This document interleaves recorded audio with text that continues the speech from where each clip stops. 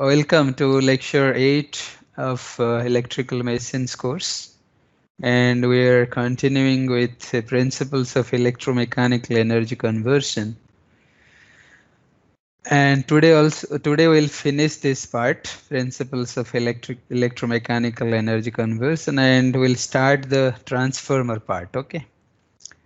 And last class we discussed about how a current carrying conductor, when it is placed in a uniform magnetic field, it produces force, and if a coil is placed, how the torque is being developed in the coil and how the coil rotates. If it is fixed through a shaft, then it will rotate, right?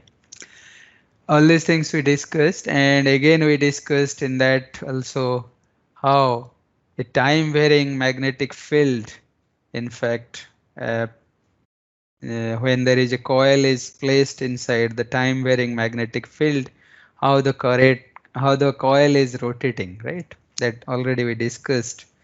So we discussed a three-phase time varying field, right? Three-phase coil, which produces the time varying field, and the net MMF or the net flux is being, we have seen that it is remaining constant, always the resultant flux, it is around 1.5 of phi m, and it is rotating with respect to time, right?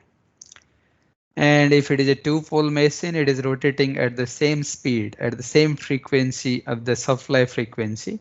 If it is number of poles are increasing, then we have to multiply it with p by 2. Okay, so we have covered this, and let us do this small problem, right? So calculate the synchronous speed of a 4-pole machine, 4-pole 50 Hz 3-phase induction motor, okay? And what is the percent slip if the rotor rotates at a speed of 1200 RPM? So the rotor rotates at 1200 RPM, and it is a 4-pole machine, 50 Hz 3-phase induction motor. Now we know the formula of slip, right? So after finding the slip, we can find the percentage slip. Just multiplying it by 100, we'll get percentage of slip. So now the question is, this is the speed of motor. Now we need to find the speed of the rotating field, that is ns. So ns, the formula for ns is 120 F by P, right? So everything is given, frequency is given, P is given, so we can find ns. And now we can find the slip. Slip is nothing but the relative speed, ns minus nm by ns, right? So we'll find the slip and then we can find. So this is the solution. Ns is 120 F by P, so it is coming around 1500 RPM. Now your slip is 1500 minus 1200 by 1500 is 0.2. So therefore your slip in percent will be 20%, okay? It will be 20% in percentage.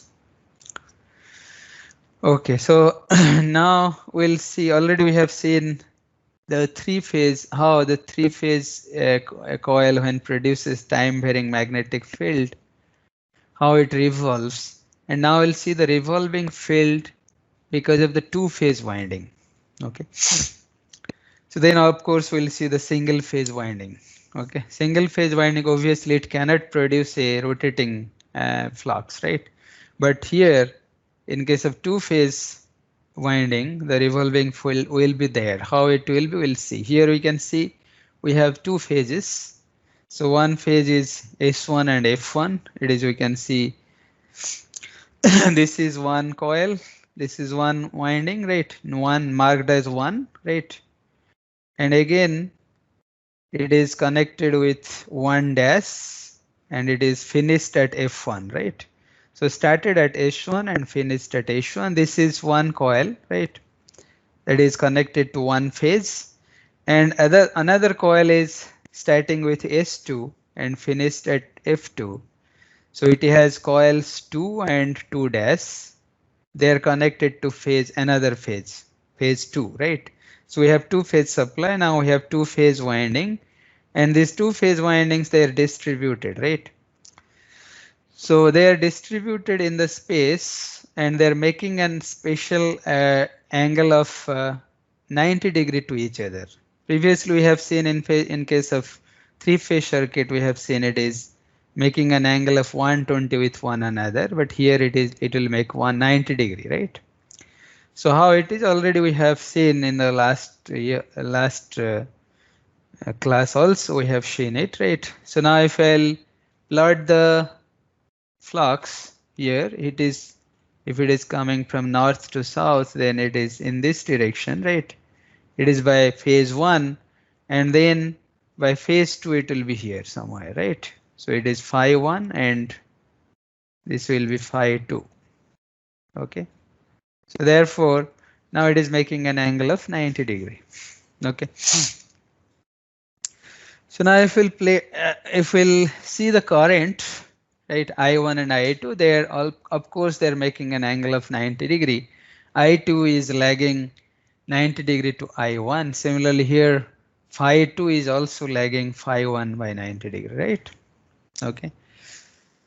Now if I'll write the equation, the instantaneous current and current I1 and current I2. For I1 I can write Im sine omega t. For I2 I can write Im sine omega t minus 90. It is lagging by 90 degree. That is nothing but it is equal to minus Im cos omega t. Okay. So next, if I'll write the equation for phi 1 and phi 2, just similar equation I will get. Phi 1 will be phi m sine omega t, and phi 2 will be phi m minus phi m cos omega t. Now we'll take different instants, and at different instants we'll evaluate the resultant flux like we did in the last class for three-phase winding, right? So now for two-phase winding we'll find the resultant flux. Okay, so let us find at the instant when omega t equal to 0. So when omega t equal to 0, obviously your phi 1 will become 0, right? Because it is phi m sine omega t, so it will become 0. And for uh, phi 2, it will become, so your phi 2 will become how much? It will become minus phi m cos omega t. So cos 90 will be uh, sorry, it is cos 0. Cos 0 will be 1, so it will be minus phi m, right? So therefore now your flux is shown in the opposite direction. So previously it was in this direction as I have shown in the earlier figure. So it is now in the opposite direction because it is becoming minus phi m, right? Okay, so now your phi r will be how much? It will be resultant of phi 1 plus phi 2. So if we'll find the vector sum, because phi 1 is 0, it will obviously become phi m, right? Okay, so the resultant flux is phi m, and it is in the direction of from 2 to minus 2 to 2 dash, right? Let us say this is your reference point, reference vector where the phi r is quantity of phi r is calculated at omega t equal to 0. Okay. Now let us consider another instant, that is 1/8 of a cycle later, that is omega t equal to 45 degree, right? So now at 45 degree, if I will see the currents, so I1 will become how much? Im of sine omega t. So Im of sine 45 is nothing but Im by root 2. It is around 0.707 Im, right? And similarly I2 will be minus of Im cos omega t, so it will be minus of 0.707 Im. So now if I'll plot the flux, so flux will also assume the similar values, right? So if I'll plot the flux for I1, so it is phi 1 will be 0.707 phi m, and phi 2 will be minus 7.707 phi m, right? So that means your phi 1 will be in the positive direction from 1 dash to 1, right? phi 1, it is 0.707 phi m, and your phi 2 will be minus, so therefore it is in the reverse direction from 2 to 2 dash, right? Now if I'll find the resultant phi r, then what will be phi r here? So your phi r will be how much? Phi r will be phi 1 square plus phi 2 square root. So it will be equal to phi m, right? Okay. So now phi r here, sorry, this is not q, this is phi. Phi r will be equal to phi m here, right? And previous case also we have seen in the instant when omega t equal to 0, it is phi r also we found equal to phi m, right? And previously it was here, now it is rotated by 45 degree, we can see, right? Okay, so again we will consider omega t equal to 90 degree, that is a quarter cycle later. The two currents will be I1 will be Im and I2 will be equal to 0 because cos of 90 will be 0. So similarly your phi 1 will be phi m and phi 2 will be 0, and if you find the resultant, your phi r will be equal to phi m, right? So this will be your condition. So phi r will be equal to phi m, and it is in the direction of 1 dash to 1, and we can see here it is actually rotating by 90 degree from its initial position at omega t equal to 0. We can see here it is making, here is your phi r at omega t equal to 0, right? And here is phi r at omega t equal to 90 degree. Here it is phi r at omega t equal to 45 degree, right? So now we can see it is rotating, right? So whatever instant we are taking in the cycle, in the current cycle, omega, and that amount of rotation it is taking place, right? So it is exactly similar to the three-phase revolving flux, right? By the three-phase winding, right? Only difference is the magnitude. So the magnitude is only differing. In case of three-phase, it was, in case of three-phase winding, it was phi r is 3 by 2 phi m, and in case of two-phase winding, your phi r is phi m, right? So what we can conclude in general, if we have n phase winding and we want to find the resultant flux, so for n phase winding it will be, the phi r will be, for n phase winding, your phi r will be how much? N by 2 phi m, right? So this is your general expression for resultant flux, that is number of phases n by 2 into phi m will give me the resultant flux, which will rotate in the space, right? As the time passes, as the cycle, as the current cycle also passes, right? Passes through. So that is what we can see, and it rotates based on the principle of, as we have discussed in the last class, right? So if your number of pole increases, then obviously the speed increases, right? Okay. So, and this is all. So you can see here, since the flux established,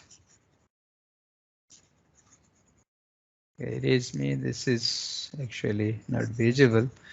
So since the flux established by the single phase winding pulsates in time along the same magnetic axis, it doesn't revolve, right? So you can see that for a single phase coil, suppose, just I'll show you in the figure. Suppose I will consider a single phase coil, right? Let us say this is a single phase coil and this is somehow connected here, and it is okay. Somehow it is connected here.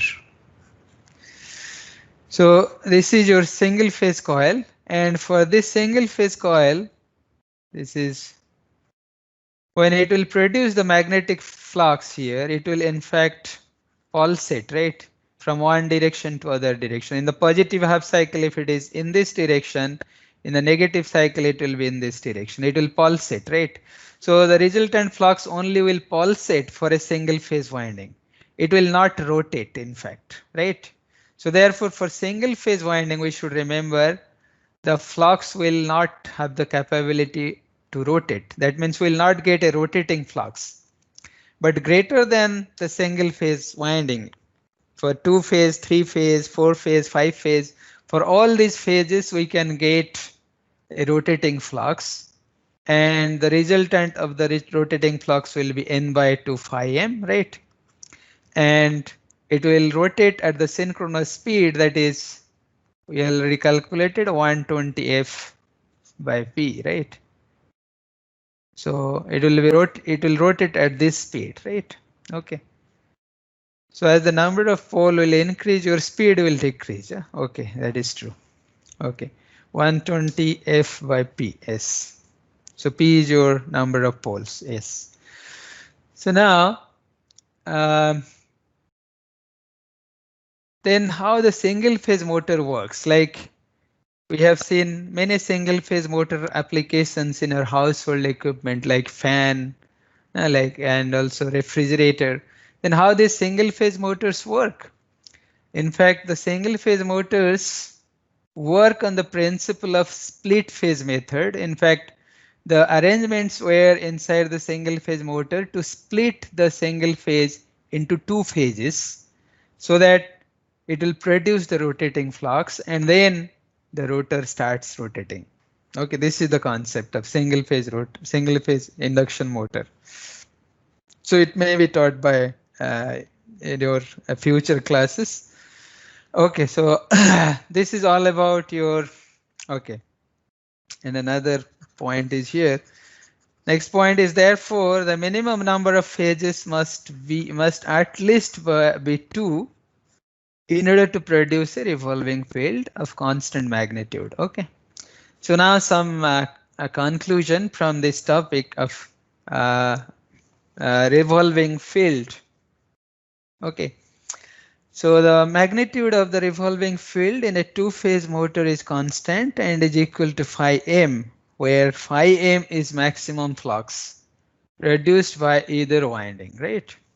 The magnitude of the revolving field in the 3-phase machine is constant and is equal to 1.5 phi m. So in fact, we can show that the magnitude of the revolving field of an n-phase machine will be 0.5 n phi m, as I told.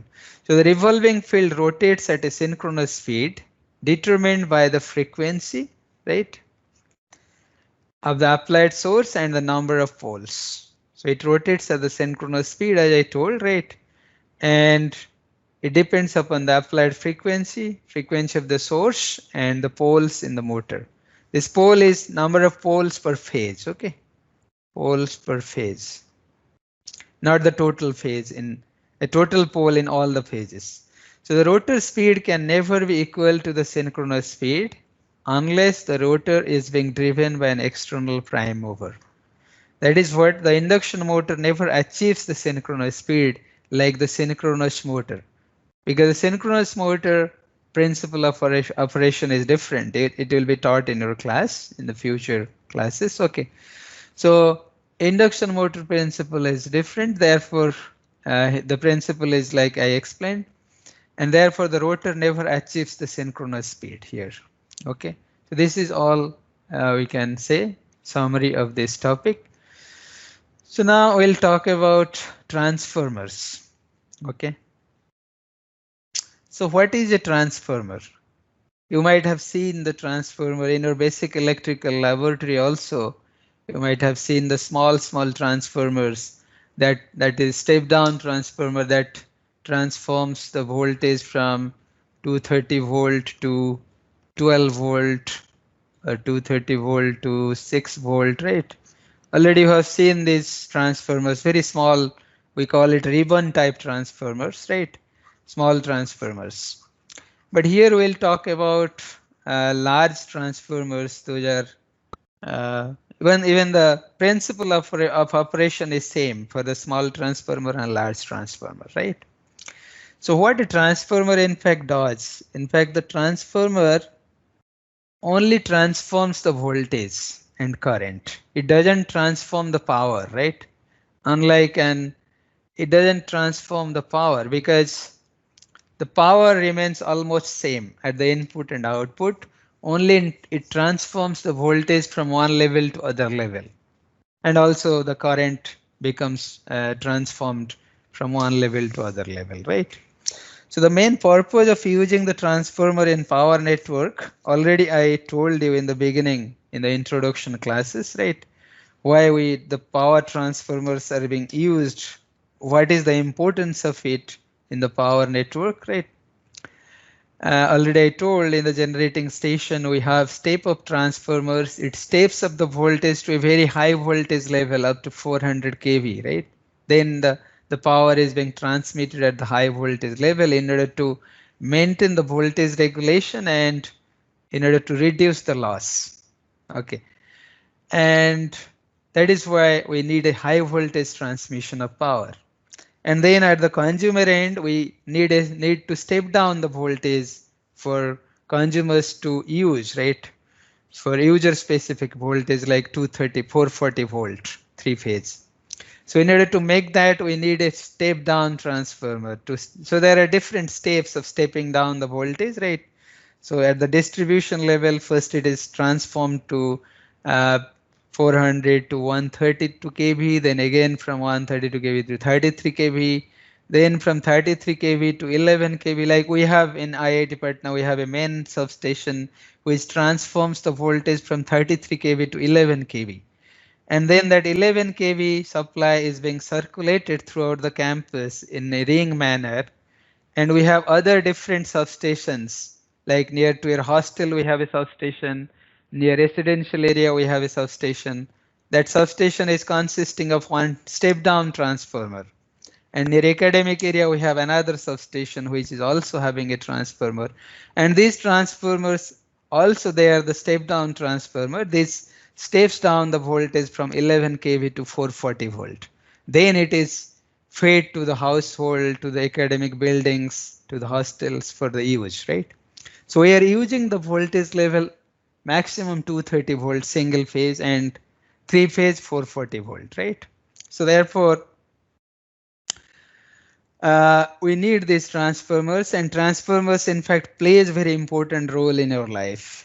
Almost the small transformers we have also seen, they're being used for different adapters for different type of circuits, right?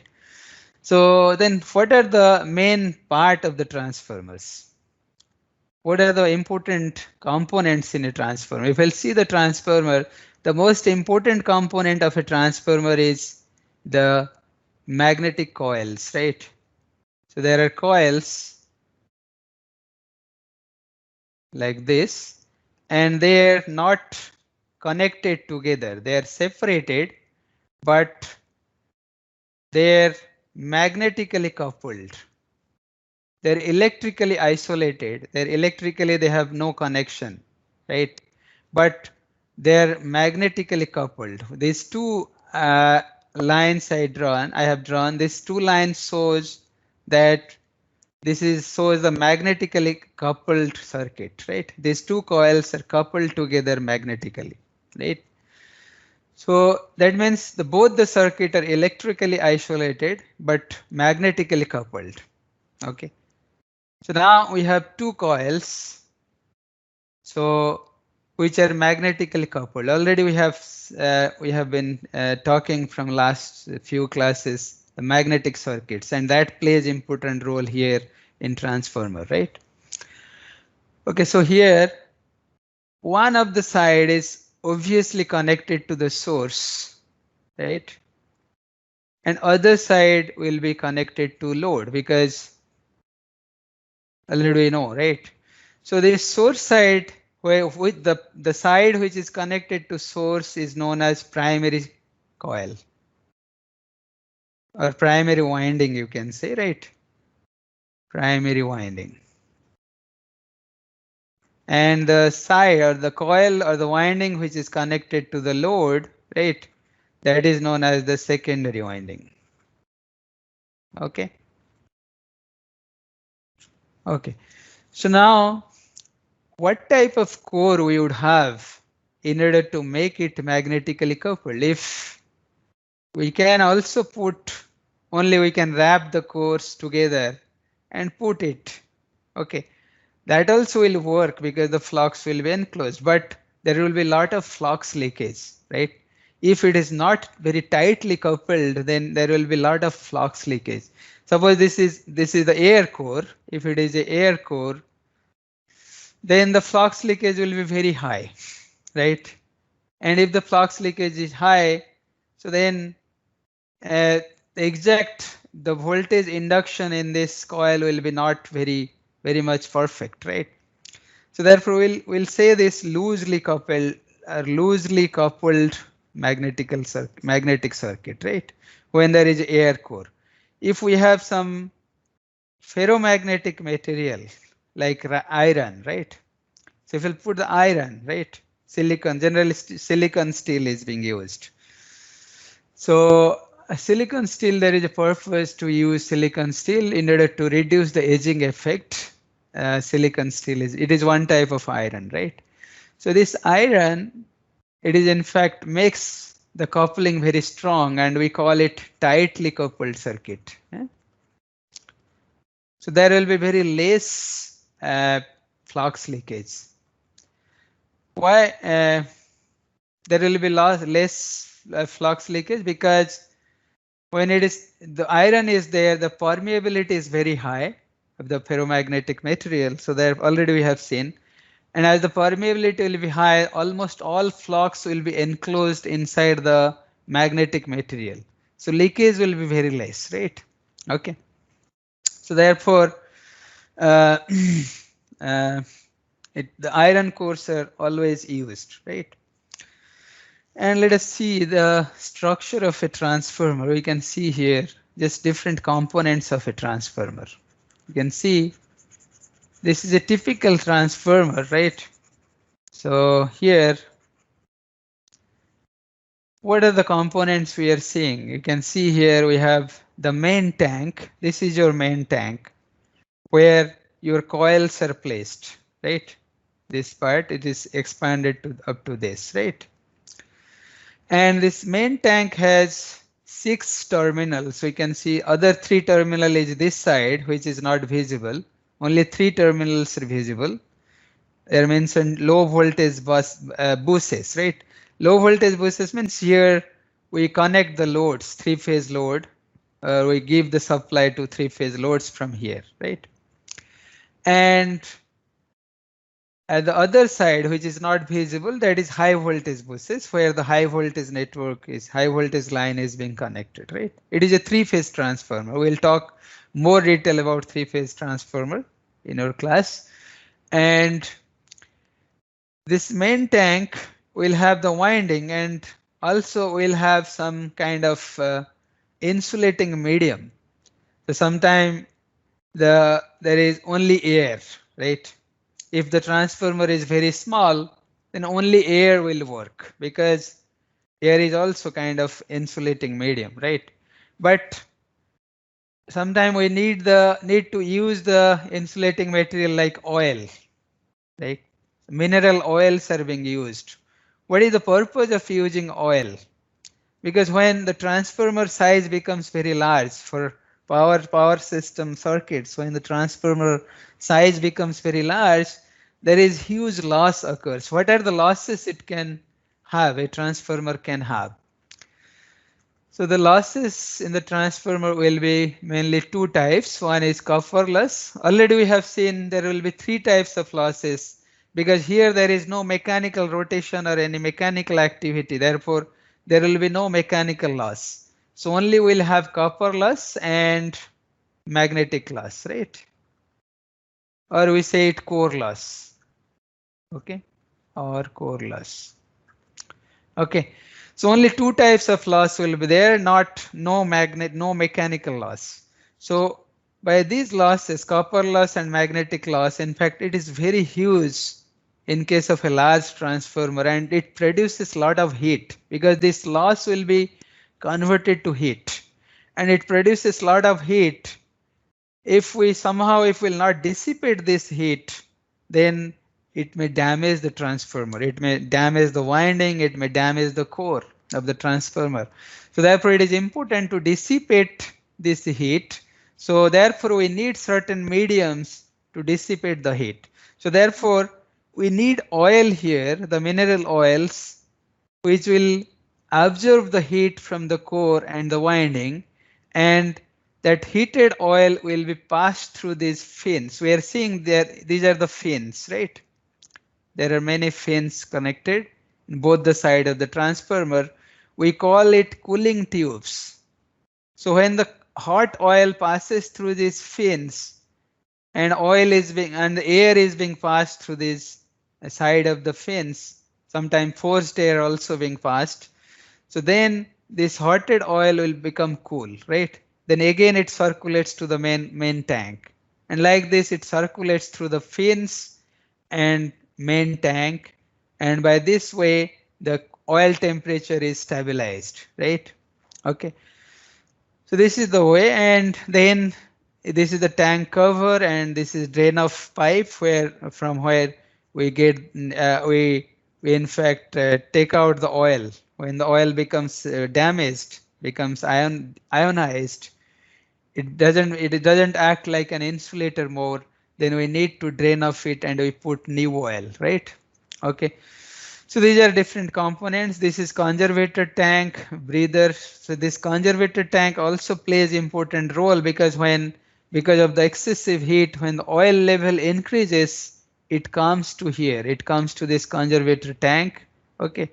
And then it is breather through which the transformer breathes. Breathes means when the oil level increases, the air comes out, and when the oil level decreases, it sucks air from outside, right? So this is how this is breather, and different components we can see here, right? Okay, so now we'll move to the next part of the transformer, that is little bit more about the constructional feature. Okay, we can see here there are two types of transformer based on the constructional feature. One is your cell type, okay, cell type transformer, and other one is your core type transformer.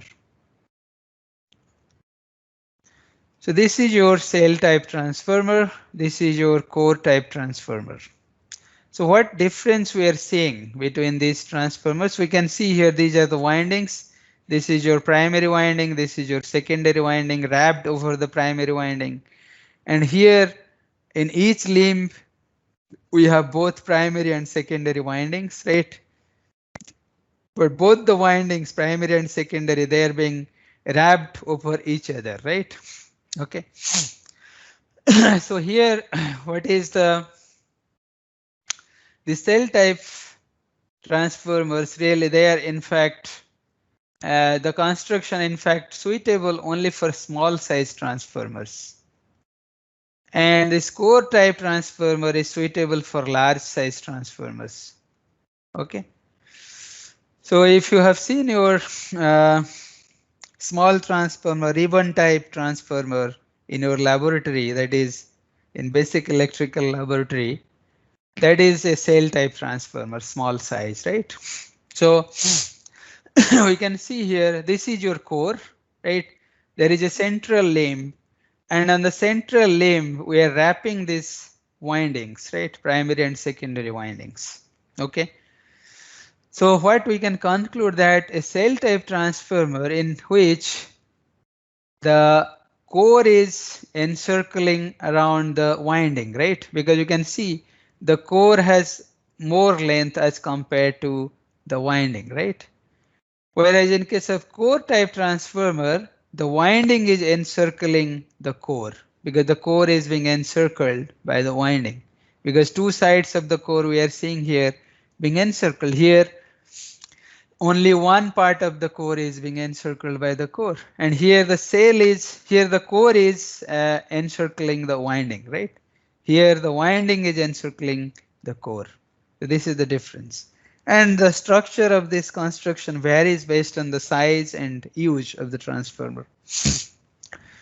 Okay, so now let us move to a typical transformer. We'll do the analysis of an ideal transformer. So there are certain assumptions we'll take here to analyze the ideal transformer. So when we'll talk about the case of ideal transformer, that means the condition is that the input power is equal to the output power. That means your efficiency is 100%. There is no loss, right? Okay. And also therefore, if we need to achieve this, your flux enclosed in the magnetic path is very tightly coupled, right, through the tightly coupled magnetic coil, and the whole magnetic flux is being enclosed in the magnetic path, right? There is no leakage. There is no leakage of the flux, sorry. No leakage of flux. Okay. And next is because there is no loss, so there should not be any copper loss or magnetic loss. So therefore, there is no resistance. So the resistance is neglected, right? So the resistance is neglected. And your hysteresis loss and eddy current loss, they are also equal to 0. Okay. So these are the assumptions we'll take during the analysis of ideal transformer. Okay, let us go ahead. We'll continue then. Okay, so now if we'll see,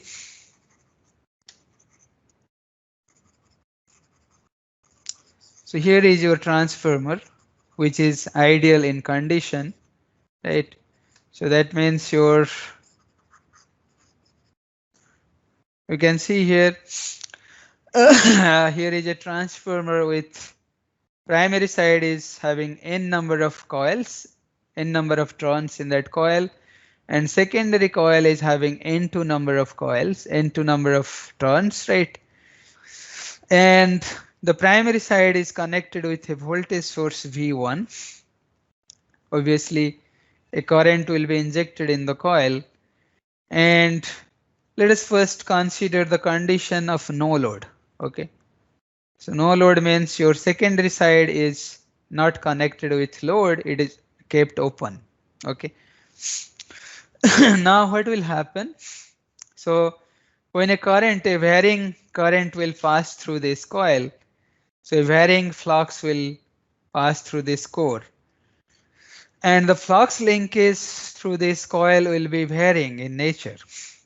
And when this flux linkage will be varying, then there will be an induced EMF in this coil, right? And the induced EMF will be obviously based as per the Faraday's law of induction, it is N1 d phi by dt. And also it opposes the cause, right? This EMF will oppose the voltage which is causing this. So therefore in figure we have mentioned this plus sign here, when for the positive cycle if I'll mention plus here minus here, and similarly the induced EMF will have positive sign here and negative sign here because it is opposing to V1, right? If I would put the sign here positive and negative, then I could have written here minus N1 d phi by dt. As I'm showing this in the opposing to the V1, the source, so therefore no need to take negative sign. So only N1 d phi by dt is fine, right? Okay, now the induced EMF in coil 2 will be how much? So let us say the flux is passing through this path, and the same flux will pass through this because this magnetic circuit is considered very ideal. There is no leakage flux, right? So whatever flux will be produced here, it will be linking to the coil 2 as well, the same flux. phi, right? So therefore E2 will be equal to N2 d phi by dt. Okay. Now I can say, because there is no loss here in this from supply to the induced EMF, right? There is no resistance, there is no leakage flux. So therefore I can write V1 by V2 equal to E1 by E2, that is equal to N1 by N2, right? So E1 by E2 nothing but equal to N1 by N2. Just by dividing this, I'll find E1 by E2 is equal to N1 by N2, and that is equal to V1 by V2, right? So this is your relation. And if we'll take N1 by N2 equal to a constant, then obviously V1 by V2 equal to U1 by E2 equal to N1 by N2 equal to a, right? Now suppose I am connecting a load. Okay. Before that, let us do some analysis here. So let me say that your flux is phi m sine omega t. Okay. So now what will happen to your E1? E1 will be N1 d phi by dt. So it will become N1 phi m of cos of omega t, and omega also here. Omega N1 phi m cos omega t, right? And E2 will be omega N2 phi m cos of omega t, right? Now if I'll draw these phasors, how it will look like?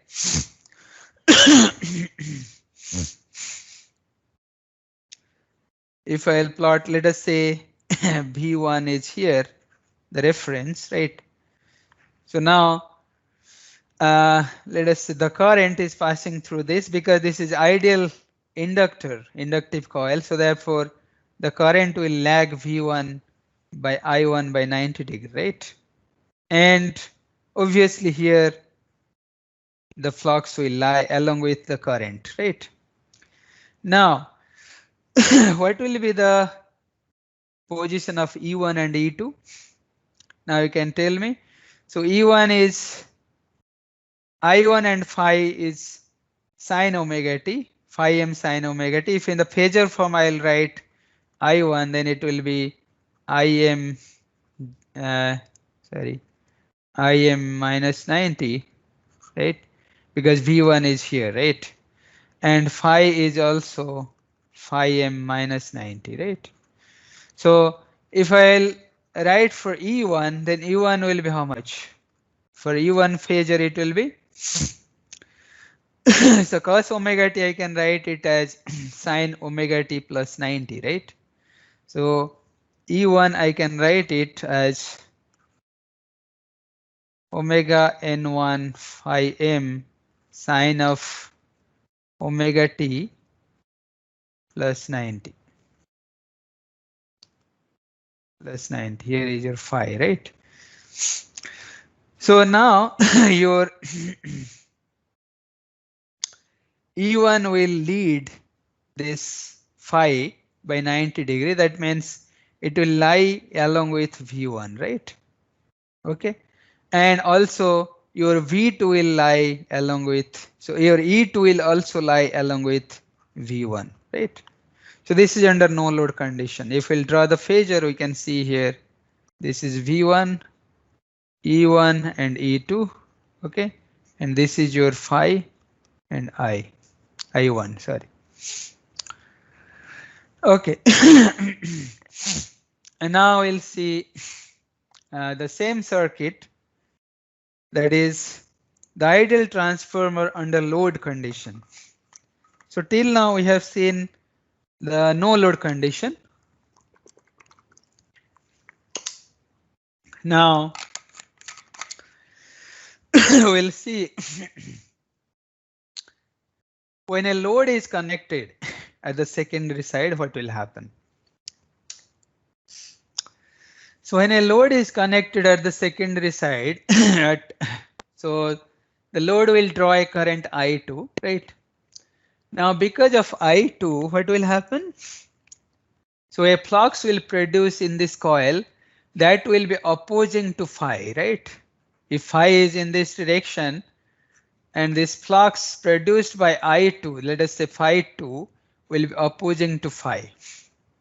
Okay. And that will oppose phi. So as it will oppose phi, so the phi will reduce. And hence as the phi will reduce, your E1 will also reduce. But E1 will always compensate V1. So therefore E1 will, in order to maintain this constancy, in order to oppose V1, it will draw more current. So your I1 will increase in order to increase flux, and hence it will compensate the flux created by I2, right? So another component of flux, phi 2, will be produced by increment in the current I1. Okay. So previously under no load condition, whatever value will be there for I1, it will be now in the increased order. So then how much it is increased? That will be in terms of I2. So I2 is now reflected in I1, right? Because in order to supply this I2, the load current, we need to increase the flux in the magnetic circuit, and that will be provided by this source in terms of current with an increased value of current, right? So therefore your I1 will increase now. That will provide two components. One is previously whatever it was flowing in order to produce the voltages E1 and E2, that phi, plus another component is phi 2, right? So this phi is almost negligible in case of ideal transformer, because very less phi will required to produce E1 and E2 in case of a idealized transformer. So this is almost negligible. So I can say it as almost zero, right? And therefore I1 will have the component under ideal condition only, it will produce, we can say this as phi 1, sorry, phi 1, right? So it will have only one component, that is phi 2, because phi is neglected. So therefore I can write it as phi 1 is equal to phi 2, which will be provided by this current. And this I can write it as N1 I1 by reluctance equal to N2 I2 by reluctance, right? So that will give me N1 I1 is equal to N2 I2. And that will give me I2 by I1, sorry, I2 by I1 is equal to N1 by N2. That is equal to A, right? So that means the inverse ratio of I1, the current, is equal to A, whereas the proper ratio of voltage is equal to A. That is a turns ratio, right? Just reverse ratio is giving us reverse ratio of the current is giving us A, right? Okay, so under this condition, we'll see we have seen N2 by N1 by N1 I1 is equal to N2 I2, right? Okay, now you understood the concept. Now let us proceed further. Our time is also short, so quickly we'll do this, and then next class we'll see more about non-ideal transformer. Okay. So your I2 by I1 will become A, and V1 I1 equal to V2 I2. Already I told you. So if your phi equal to phi m sine omega t, your E1 will become equal to N1 omega phi m cos omega t. Then if I'll write in the phasor form, I can write it is by half of 1 by root 2 N1 omega phi m 0, and omega I can write 2 pi f. So it will become 2 pi by root 2 will become 4.44 f N1 phi m 0, right? Similarly, E2 also I'll get E2 in the phasor form, right? 4.44 f into phi m, right? Then V1 by V2 equal to U1 by E2 equal to N1 by N2 is equal to A, right? And if we'll see the complex power, they will also be equal under ideal condition, right? So V1 I1 star conjugate equal to V2 I2 conjugate, right? And I2 by I1 will be equal to N1 by N2. Obviously, that will be equal to A. And uh, your apparent power V1 I1 will be equal to V2 I2 in case of ideal condition, right? Okay. So now if we'll see the load impedance, that is Z2 under ideal condition, this is, let us say, Z2, the load impedance. Now the load impedance, I can write it as V2 by I2, which I can write it equal to V2, I can write equal to V1 by A, right? So I can write it as uh, V2 is equal to V1 by A, and I2 equal to, just substitute I2 equal to AI1, right? Just substituting this, will find 1 by A square V1 by I1, which is nothing equal to V1 by I1 is nothing but it equal to Z1, right? So this is called transformation of load impedance to the primary side. So now if I want to transform this impedance, load impedance to primary side, I can write it as uh, A square Z2. So Z1 is nothing but equal to A square Z2, right? So this is the transformation, or the Z2 is transferred to to the primary side, right?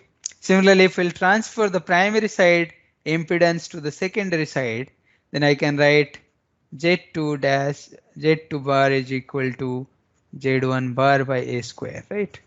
This is will use further in the transformer analysis in a non-ideal case, right? We'll talk about more all about this. So today we'll stop here.